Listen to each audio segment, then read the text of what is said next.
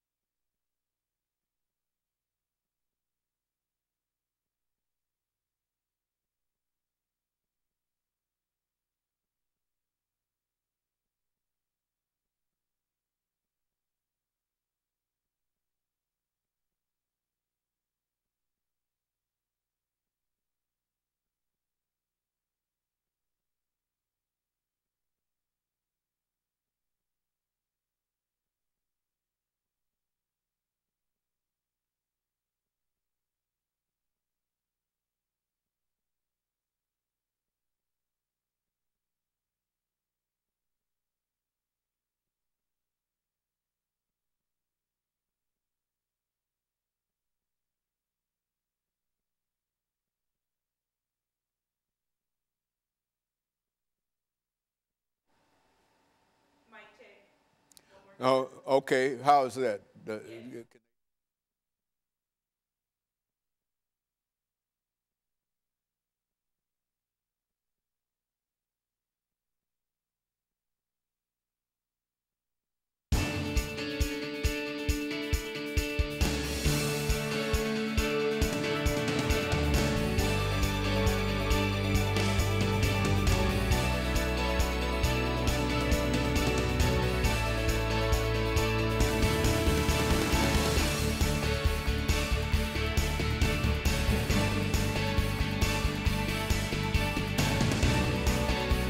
Thank you and welcome to the show this morning. The topic this morning is the change in face of the African American church at the 21st century. And we have with us as our guest this morning, Dr. LBaldwin, to talk about how the African American church has changed over the last century. And of course, Dr. Baldwin, let me welcome you to the show this morning. Thank you. And to tell you how delighted we are to have you. But as I say each time that you've been with us so many times, and to talk about your background, your education, and your experience, I'm sure that all of our members of our audience understand who you are and the many, many, many books that you've written and your scholarship and et cetera. But for the sake of the audience, the sake of those few who might not know you, let's have you to give us some information in reference to your background, your education, and some of your experiences, and then we'll get into the change in face of the African American church at the 21st century. Let's do it from that perspective. All right. Thank you so much for inviting me here first, and it's great to be here during Black History Month. It is. I grew up in Wilcox County, Alabama, Camden, Alabama in the 1940s, 50s, and 60s. Deep roots in the African American church, particularly Southern Black Baptist Protestantism. I matriculated at the public schools in Camden, Alabama in the 1950s and graduated from Camden High School in 1967. And of course, from there, I matriculated at Talladega College in Alabama, was there 4 years, ultimately receiving a BA in history from Talladega. From there to Crozer Theological Seminary in Rochester, New York, where I received the MA in 1973 and the MDiv, Master of Divinity, in 1975. And from there to Northwestern University, where I was awarded the PhD in American Religion in 1980. So my educational pilgrimage has really occurred very much in connection with the Black church. Both are inseparable as far as I'm concerned in terms of my own development. As a matter of fact, you at one time said that your father was involved in preaching. Did you tell us that? Yeah, that's right. My father was a pastor in Wilcox County, Alabama, or Butler County, Alabama. He also felt that his ministry related very much to civil rights.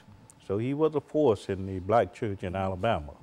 Very good. And so let's talk about the African American church, Dr. Baldwin, and to sort of start us off at the period of slavery. I mean, you know, we talk about the African American church and et cetera, but during slavery, Africans did not have an organized institution as a church. But nevertheless, they did have, speak to it from that perspective. Exactly. In the South particularly. Now, you did have in the antebellum North the development of institutional black churches, but in the South, we had essentially the invisible institution of the slaves, where they met in the woods and the thickets and the ravines to worship their God and to give expression to their spirituality. So you had in the South the invisible institution, and in the North the more visible institutions in terms of the institutional church. But in the pre-Civil War years, we know that black religion developed along both lines. But after the Civil War, you get, with the Emancipation Proclamation, you get the freedom of African Americans in the South, and then institutional church developments began to occur throughout the country. So since the period of Reconstruction, I think we can speak of the black church as a national phenomenon, spilling over into the North and the South. And that institution, of course, has taken on structural form and also a sense of mission since the Reconstruction period. And so the African American church that we're going to talk about today has a changed face in the 21st century. Why don't you, and I guess we're getting ready for our second commercial break, but when we come back, what I'd like for you to do is to look at the face of the African American church before it changed, and use this 8-minute segment to talk about that church, and then after the second commercial break, to talk about the second African American church, using all of the scholarship and individuals and et cetera within the framework of both of those churches. And so we'll be back with our audience following this very, very short commercial break.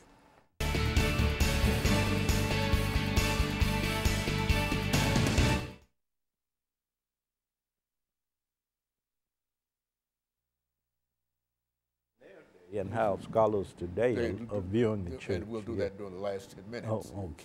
And so that'll give you an opportunity to use names, associate some names and activities and et cetera with that area. And then after this second break, then we'll come back and we'll deal with that last part for the last 10 minutes. You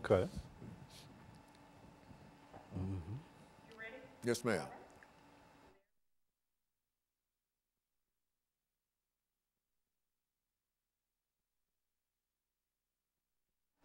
Thank you and welcome back to the second segment of the show for the morning.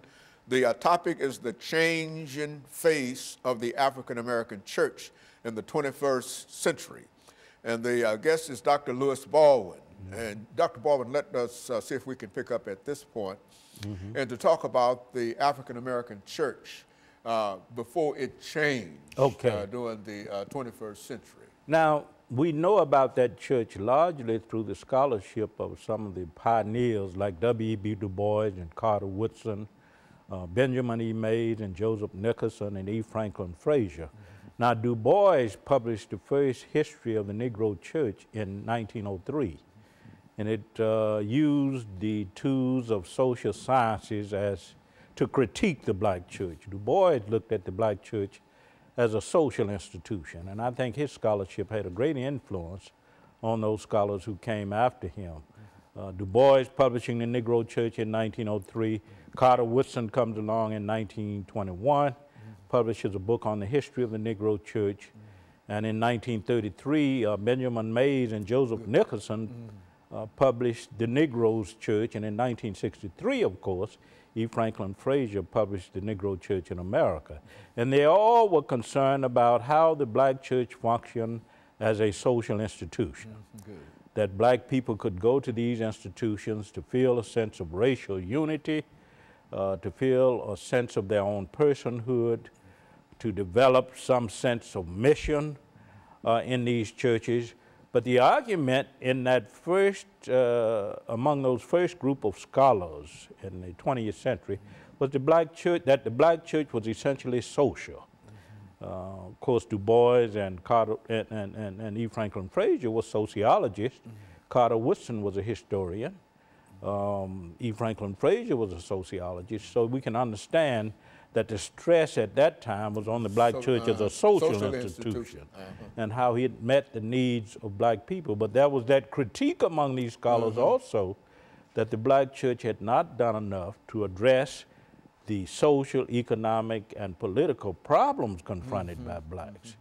So this scholarship occurred during that period of the traditional black church. We can talk about the new black church later. But the argument also focused around this question of just how involved the church was in civil rights activism. You take people like E. Franklin Frazier and W.B. Du Bois, Carter Woodson, they felt that the church had much to be desired in terms of its activism, that it was primarily responding to the religious needs of the people and not really responding appropriately to the social, economic, and political needs of the people. So that was an argument during that time, and we know that the life of the black church in the first half of the century, and perhaps certainly in the first half of the century, of course, proved that, because you had a kind of de-radicalization of the black church in that period from 1890 up to 1955. And Dr. King, Martin Luther King Jr., came along in 1955 with the involvement of the church in the Montgomery bus boycott. And of course, we noticed the radicalization of the black church. And the change in faces. Exactly. It's moving away from a social organization. Yes. Now it's more a political, it's becoming a political organization. Exactly. More of a political organization, more of an organization that is involved in the total needs of the black community, particularly economic, social, political. And of course, the civil rights movement had a great impact on the changing face of the black church. That was one point at which the face of the black church changed, because Dr. King made the church relevant in the struggle for civil rights. He drew on the prophetic tradition of the black church and applied that in his civil rights campaigns. So that was very, very important in the mid-1950s. So we see a different church from that we recognized in the period from Reconstruction up to 1955 when the Montgomery bus boycott started. And so in a real sense, the church, while it changed, how did people react, did African Americans react to the change in face of this church? I think the African Americans on the whole, particularly those who were church connected, reacted quite well, because what Dr. King did and others who were involved in his Southern Christian Leadership Conference in the 1950s and 60s, they made Gandhi relevant, because many of Gandhi's ideas coincide very much with New Testament ideas in the Sermon on the Mount. Love your enemies, turn the other cheek. So Dr. King and others in the South in the black church had already been exposed to the New Testament teachings of Jesus, so that made them more receptive to the teachings of Mohandas K. Gandhi. So I would say that African Americans responded well to this changing face of the black church from the mid-1950s up, when Dr. King drew on the church as a kind of social and political platform, as a de facto platform for the civil rights movement. Black Americans responded quite well. Very good. And so in a real sense, Dr. Baldwin, that the church, while it might not have been a political, economic, and social organization in the first instance, it still had to deal with social, political, and economic issues. Problem, yeah. And how did this church deal with social, and for example, during this period, lynching might have been a very, very important consideration. The KKK and all other kinds of organizations. Exactly. How did this first church respond to? Well, it depends on who you read. If you read, for an example, Gayrod S. Wilmore, who's written a very important work on African American religion, he argues that during the slavery period, the black church was very radical with people like Nat Turner, Denmark Vesey, and others. He argues that the period from 1890 to 1955 was a period of de-radicalization. So he makes that argument. But if you look at E. Franklin Frazier, he argues that the black church from the slave period up to the civil rights movement had a predominantly otherworldly outlook and was not so much concerned about the issues and concerns of this world. But the last statement in reference to that was that the black church might have responded to how society that it was in would anticipate it responding to. In other words, they could not do political things primarily because the society that they were in did not allow for political things. You know I think that happened with most churches. Gayrod Wilmore argued that most churches up to 1955 were Booker Wright churches. Okay, well, hold it and hold that thought, and we'll be back with our audience following this very, very short commercial break.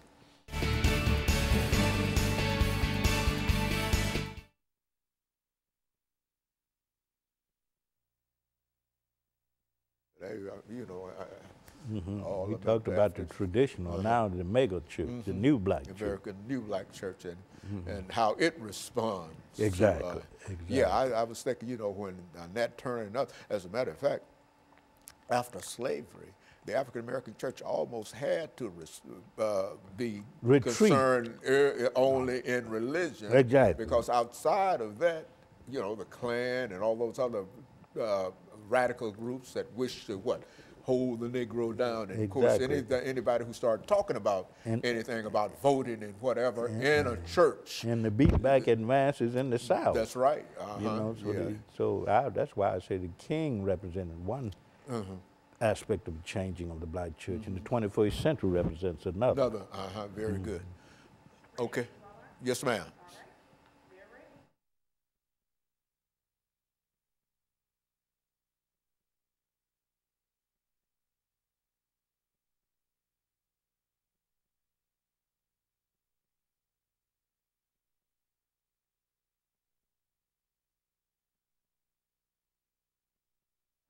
Thank you and welcome back to the final segment of the show for today.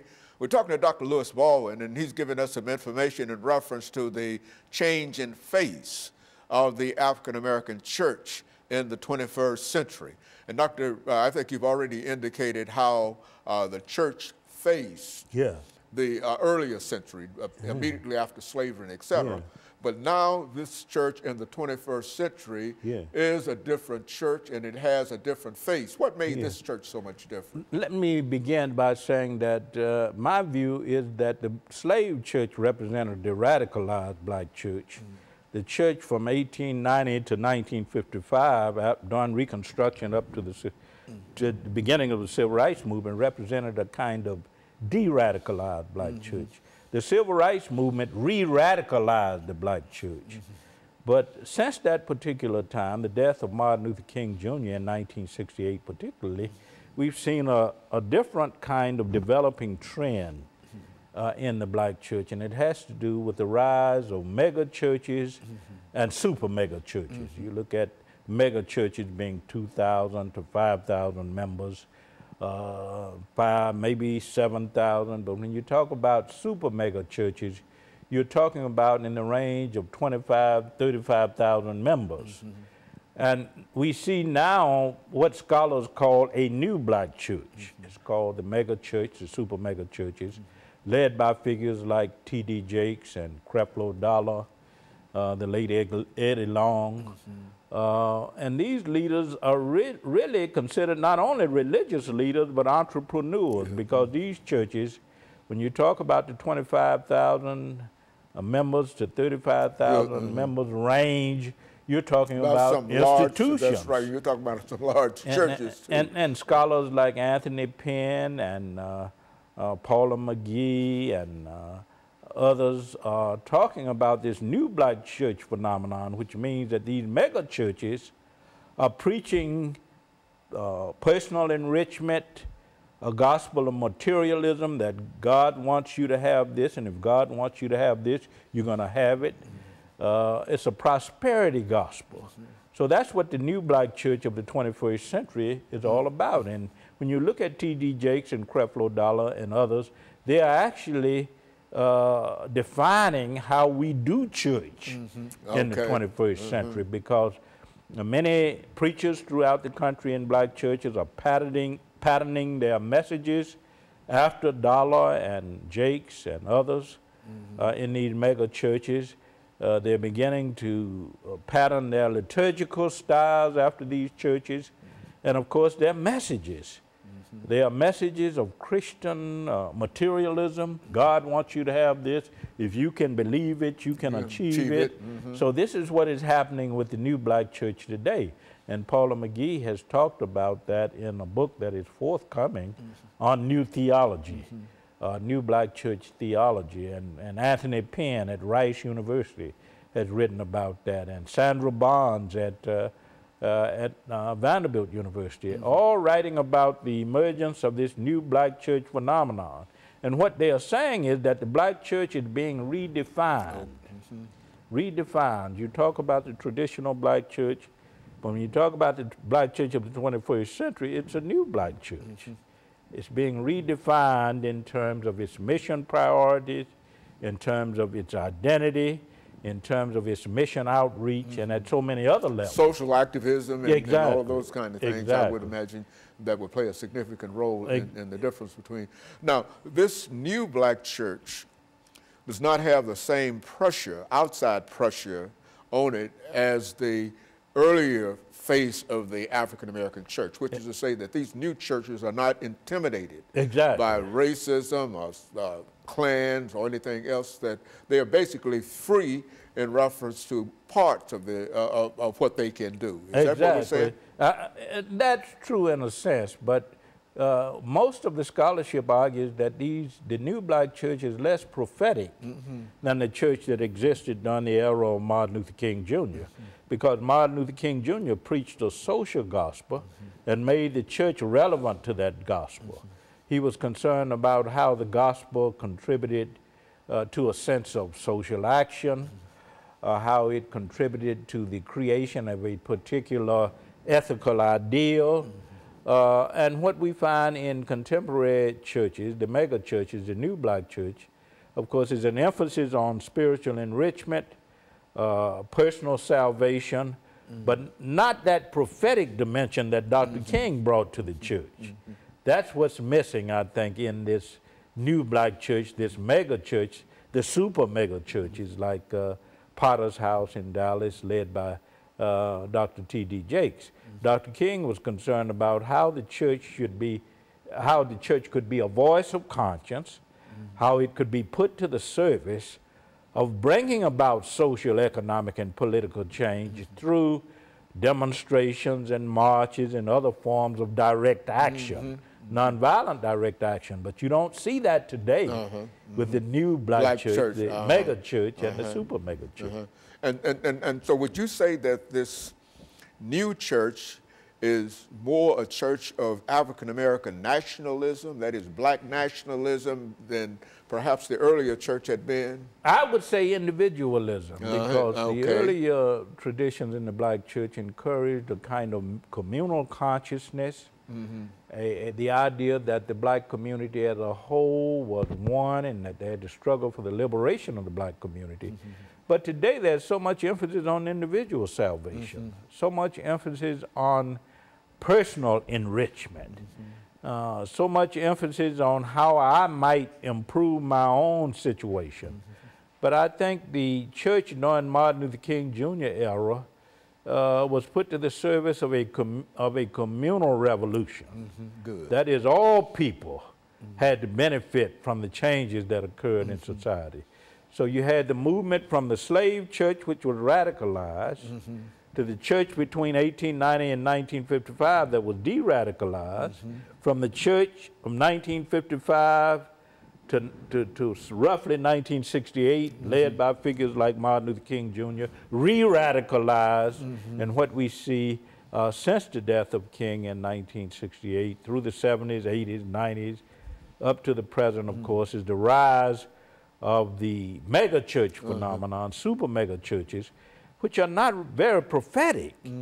Churches that are very important in black life, but are not in the sense that they were in the time of Martin Luther King Jr. These are the churches, for example, that will talk about the African-American economic situation within the church. Exactly. And by using the members of that particular church, able to, in a real sense, put forth some of the economic doctrines that having houses and other kinds of things that you wouldn't ordinarily think that a church would have. Exactly. But because they do have such a large membership, they can afford to become involved in renting cars and et cetera, et cetera. Is that what we're saying? And building homes for the elderly and that kind of thing. But what we see today, of course, with this new black church is, I think, a retreat from civil rights activism, prophetic civil rights activism. And I think that, of course, is a serious problem. It is. And also what we see, a developing trend, is that young people are so alienated from the church today. And I think C. Eric Lincoln and Lance Mamiya pointed that out in 1990 in a study on black religion and the African American churches. That is, for the first time in our history, we are seeing more African American young people who not only do not know anything about the church, but they have no respect for the church. And don't attend And they don't attend the church. So that is a developing trend in the 21st century also. And then you have the dying phenomenon of the neighborhood church. Churches are moving out of neighborhood into other communities. And of course, that is another trend, I think, that is defining the new black church of the 21st century. Very good. And of course, Dr. Baldwin, we're coming to the end of this show. And I think that the information that you've given sets up a good contrast between these two churches. And I think that our audience has some idea in terms of where they stand within these churches, you know, and so I want to thank you for that. And let me encourage our audience to tune in again next week for another informative edition of Comments. Thank you and good morning.